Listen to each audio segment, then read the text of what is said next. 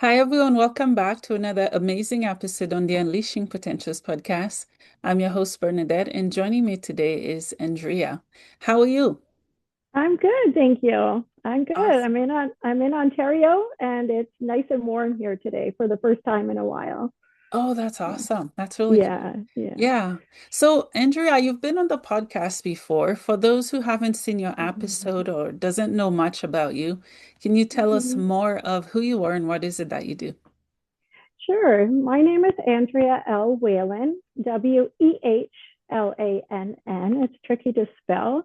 I own Ganga Yoga and Reiki School, and I'm in Ontario between Niagara Falls and Toronto. During COVID, during the lockdowns, I was able to publish 3 books in 3 years. My first book I wrote is called No Matter How Dark the Stain, and it's poems and inspiration for women who are in any type of pain or looking to heal from traumatic events. My second book is more of my yoga side of life. It's called Deeper Days. And this book is 365 yoga inspirations on how to stay calm amidst chaos, which is a daily practice, which is just brilliant. So this became number one bestseller in the category of yoga, and mental health was a close second. And it's won 2 book awards, so that's really exciting. In 2023, I put out Stillness in the Storm, which is a conscious daily journal of yoga and spiritual healing.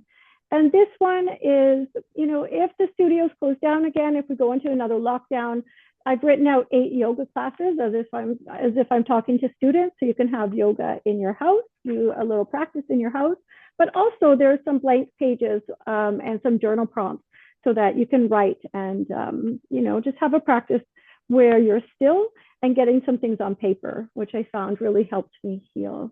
So that's a little bit about me, a yoga teacher and author, and background of education and psychology and social work. So Oh, thank you wow. for having me. Yeah, Yeah. you're welcome. That's really cool.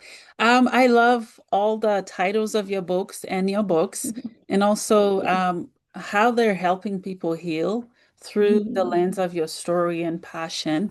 Yeah. 3 books in 3 years. Did you write one book each year, or how did that work? How did you process all of it? You know, I started writing when I was 7 years old, and I knew when I was looking at the words on a paper that it was far beyond my years. I had some experiences in life where I overcame some abusive situations, emotional abuse, financial abuse, physical abuse. And then some other things happened during university, some trauma that women go through when they're out on their own. And I always kept that gift of writing. So I wrote through all of that. When COVID happened, I heard that domestic violence phone calls went up 60%, like 60. Wow. And all I could think about was all of the women that were at home and what were they going through.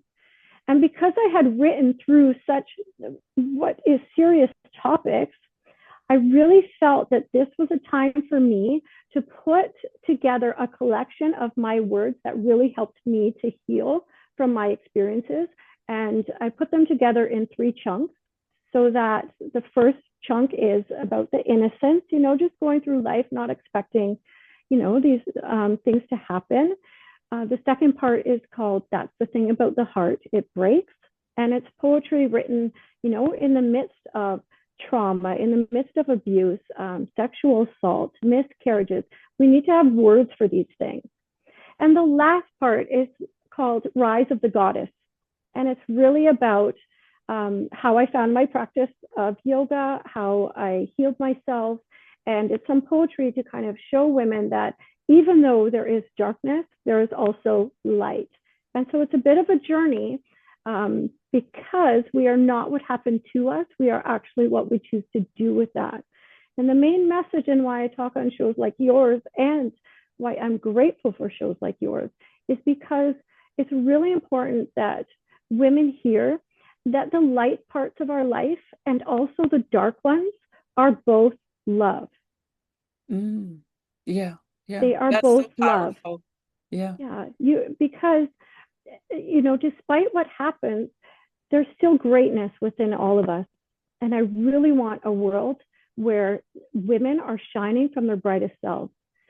And you may be beaten and you may be, experiencing a lot of pain and suffering at the moment. It doesn't mean it's going to last. And look for the light, because there is a light.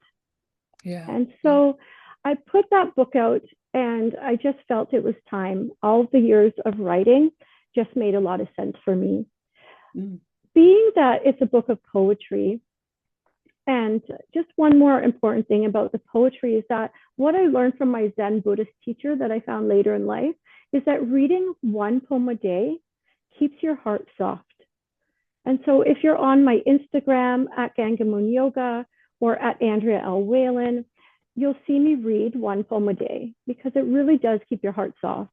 And so no matter how dark the sting can be just kept by your bed, and just read one poem a day to know that you're not alone, basically, because there's a lot of power in that as well.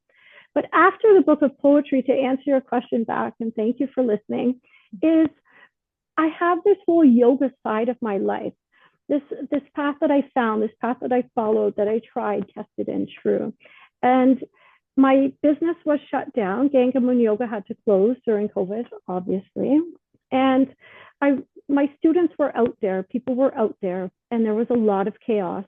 And a lot of us experienced chaos and fear immensely for the first time in our lives. And so I used a practice that I learned back in 1999 in New York City. And it was from the book, A Course in Miracles. And it's a daily practice, A Course in Miracles. And it really transforms your thoughts from fear into love. And what I did with Deeper Days is make that, so that text is very, ancient language, kind of like how a Bible is written in really, I don't know how to say it, but like older language. And what I did with Deeper Days was use all of the wisdom and insights from my Reiki Master training, from my Qigong practices, from my yoga teachers. I've had 3 wonderful yoga teachers, one in classical yoga, one in Hatha Yoga, and Ashtanga Yoga. And so I wrote my own 365 daily practice. And what it is self-inquiry.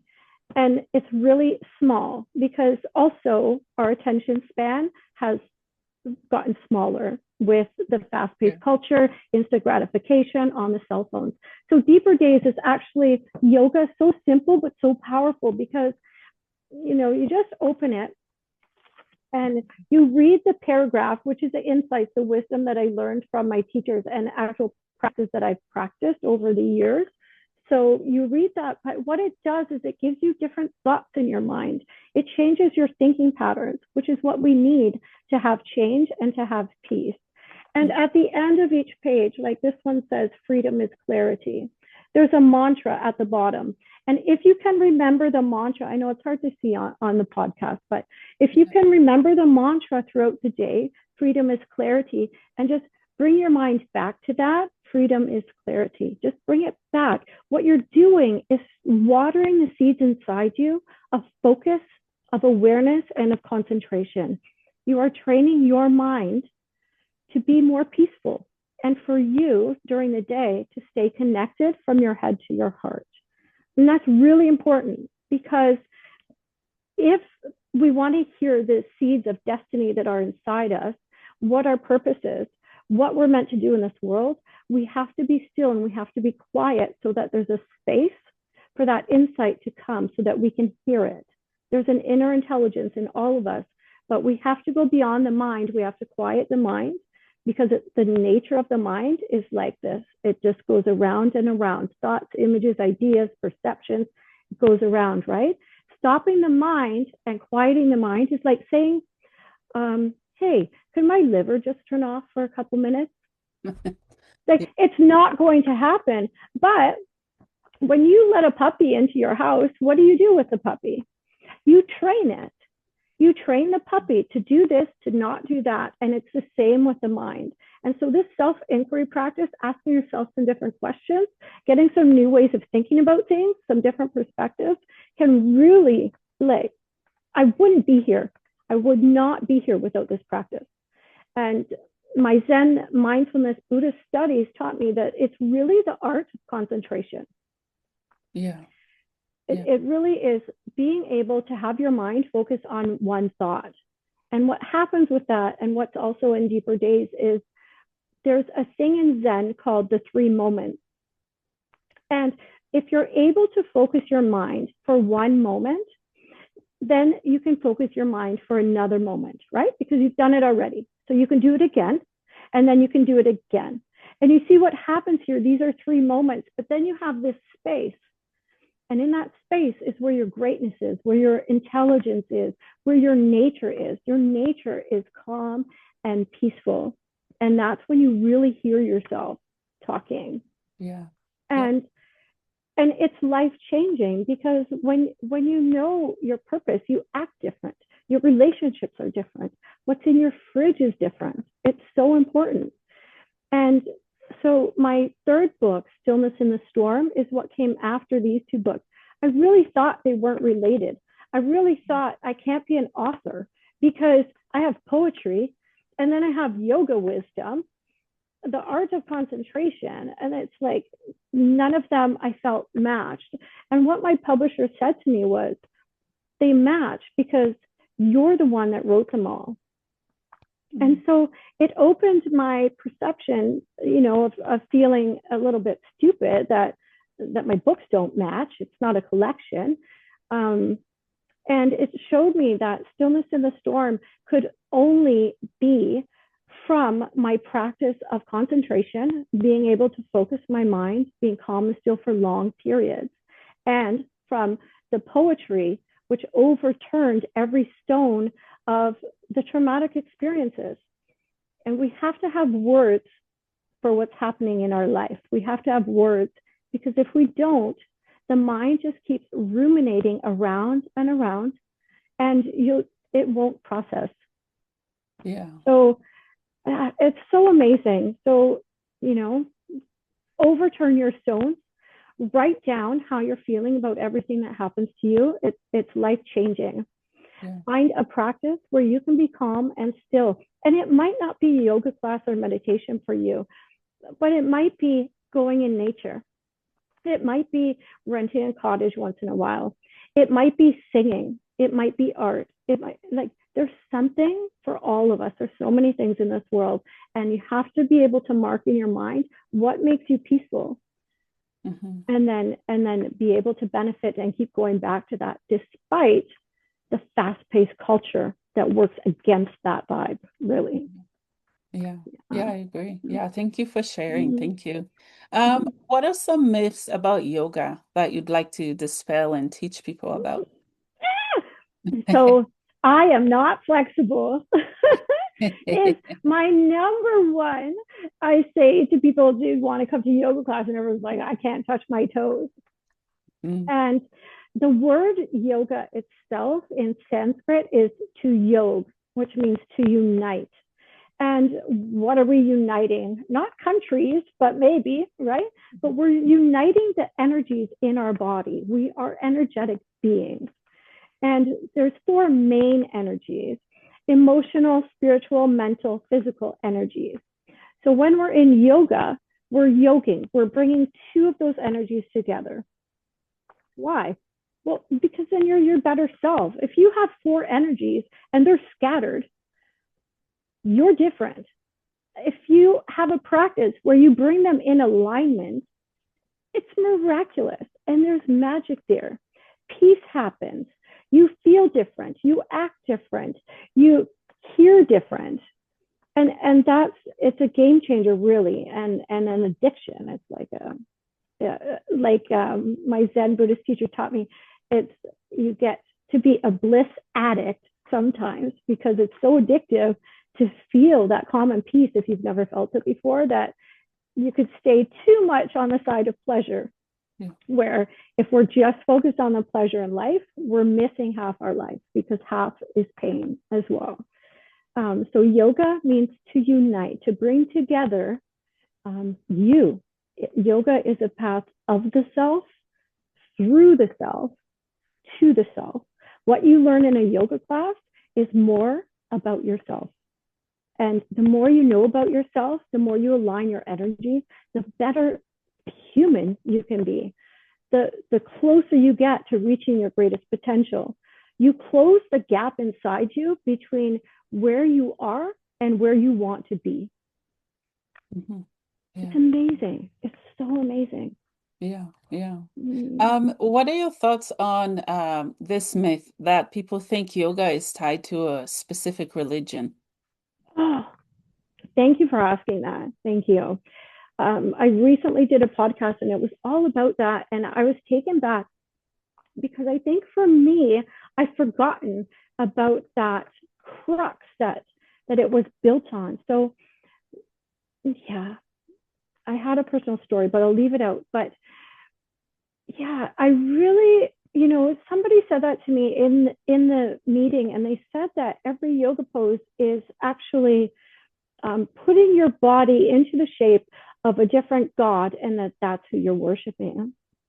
And I mean, hey, you can believe whatever you want to believe, right? Like, it's free will. You really can. Okay, but all I can tell you is this. I had a classical yoga teacher for 8 years. The focus of that class was really the posture in perfect alignment, but also breathing in the posture. So we would hold the postures. There were 2 different ways. One, you inhale for 2 seconds, hold your breath for 4, exhale for 2. And we matched that with every pose. So it was intricate. And then we did 3-minute inhale, hold your breath for 6, exhale for 3. For 8 years, I did that. Okay. And then I went into Hatha Yoga, and I had a Hatha Yoga teacher who certified me, and we opened up a studio, and it was great. And I taught my first class. It was amazing. I cried in the bathroom, but there was 47 people, and I didn't think I could do it, but here I am. It was my own studio. So there's that. So 4 years of Hatha Yoga. And then I studied Ashtanga in Toronto with Michael Stone, Zen, Buddhism, and I just fell in love with yoga all over again. I keep falling in love with yoga. It's like music and water. It keeps going, right?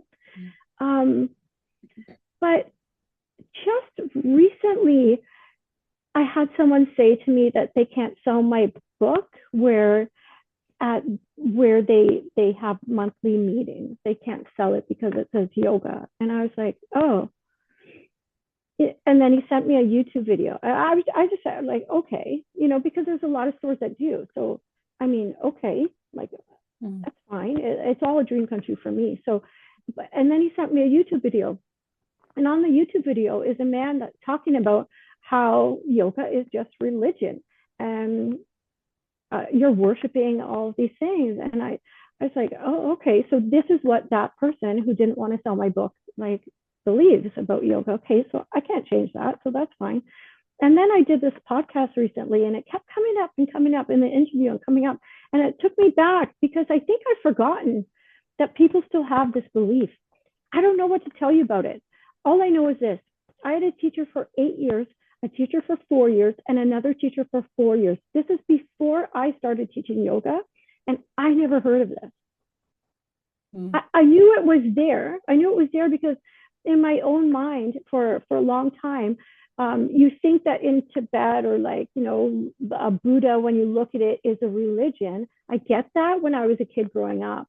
But what I know now, and from actually studying these things and having teachers, who come from Tibet and who studied with these teachers and who lived in the monasteries, those are my teachers. And what I learned is that the Buddha was a doctor.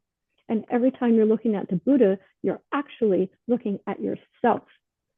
So when my teacher went in to the monastery and he bowing is very important, and he bowed down to, the Buddha there. When he looked up, it was a mirror. And what he saw was himself. And he finally understood the meanings of the ancient teachings, because every time you look at a Buddha, it's a reminder of who you are. You come back to yourself, because really, I mean, there's only one of us here. That's religion 101. That's Christianity. there's there's only one begotten son. It's interesting, and I don't disregard it. I think it's important for a lot of people. What I've learned in my life and how I've healed and how I live my life and the success of my book, it's different. Yoga it can heal your body. It can heal your mind. You can have a state of peace. When I say my prayers, I'm not praying to yoga. I'm praying and I'm writing to God. Yeah. I think people can easily be influenced and spoon-fed other people's beliefs and religions. And those people, they at times think on a very shallow surface. They're not willing to go deeper within their soul or themselves.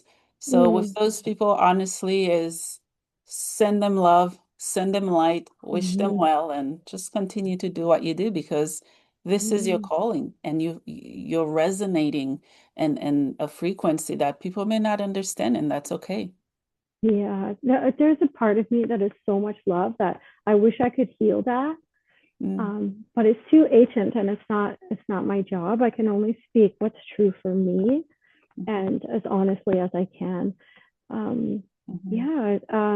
I did study theology for a lot of years in Toronto.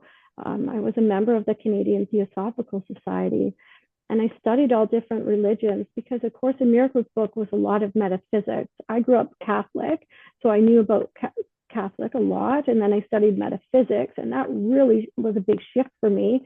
I mean, at one point, I was left for dead on a curb on the middle of a busy street, so I really had some praying to do and a lot of work to do on myself, because I was in that situation and I didn't want to be there again. I'd had enough of the abuse.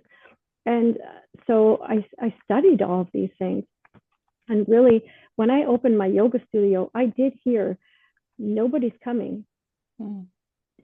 This is not a town for that, and I understand that it was seen that way. But I have had, after one of my pregnancies, I developed an autoimmune disease where every joint on my body started to get swollen. So on one side of my body, the joints here was like puffed out like a marshmallow. Then my elbow, my shoulder, then the whole right side of my body. And then the whole left side of my body started. So I was like, it's like the Michelin Man. I don't know. They're tires. Do you have Michelin tires in Alberta? You're in Alberta, we do, right? Yeah. Okay. So, like I was like the Michelin Man. So for those who don't know, or if you don't know Michelin tires, it's like a white marshmallow looking guy. Like I was so blown up. And I tried the medications, and I had to go see a rheumatologist, and I had an autoimmune disease, and I used my yoga practice in that time to heal it. I mean, I don't have it now.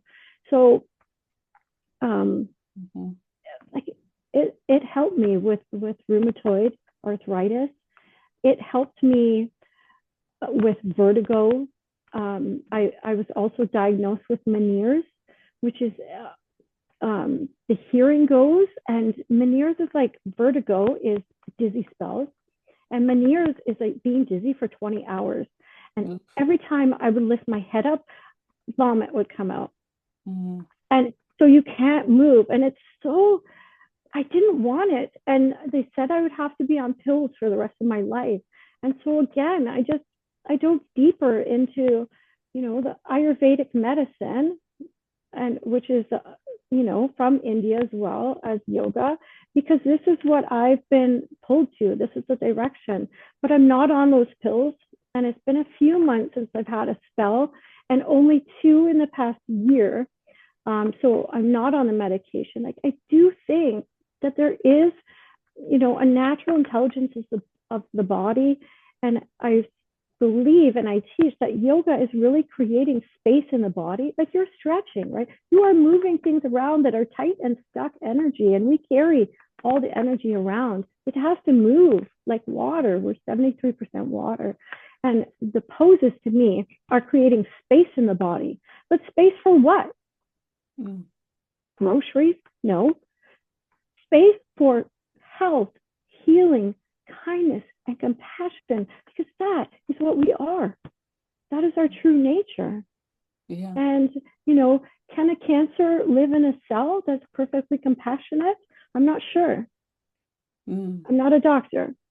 Yeah. But when I am at my most compassionate self and putting in the things that are most best for me and for like the garden that is my body, I'm not on the big pharma medicine and things like that. So one of my neighbors from India said that when you go to the doctor there, and please, I can be wrong, but she told me when you go to the doctor there, you get 4 yoga poses to do and you go home. I've had this studio here since 2011, and she just told me that last year. It's something I've known. It's something I've been doing for myself. I've been healing myself with all of these diagnoses. I've been healing myself. But to hear her say that, I was like, wow. Yeah. Wow. Because we're not taught that in Canada. But the Eastern religions have a totally different viewpoint. And it's really healthy. Mm-hmm. It's really healthy for us. Yeah. Yeah. Yeah, I agree. Another Thank you topic. so much.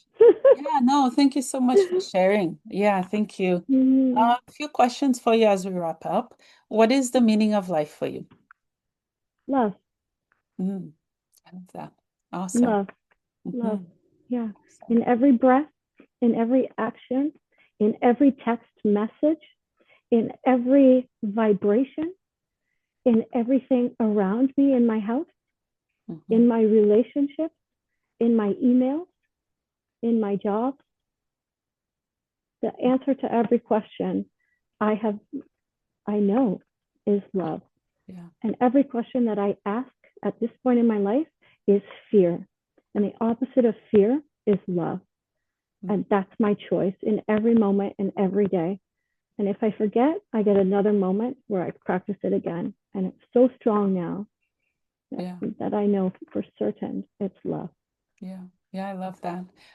So where can people find you, connect with you, and buy your books? Yeah.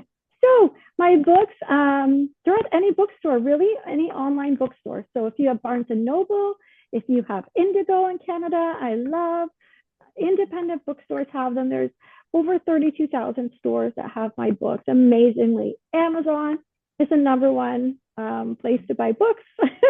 They have taken over, so they're on Amazon. Just my last name is tricky, so it's Andrea L for Lynn and Wehlann, Wehlann. And I am on Instagram, YouTube, Facebook. There's at 𝒌𝒂𝒊𝒍 Yoga for my yoga side, and the author at Andrea L. Wehlann. So yeah, please find me if you have any questions, if I can help you deepen your practice or just return to your heart center, then please send me an email, 𝒌𝒂𝒊𝒍@gmail.com. Awesome. Well, Andrea, thank you so much for coming back on the podcast. Thank you for sharing. I appreciate you being here. Thank you. I love what you do. Thank you.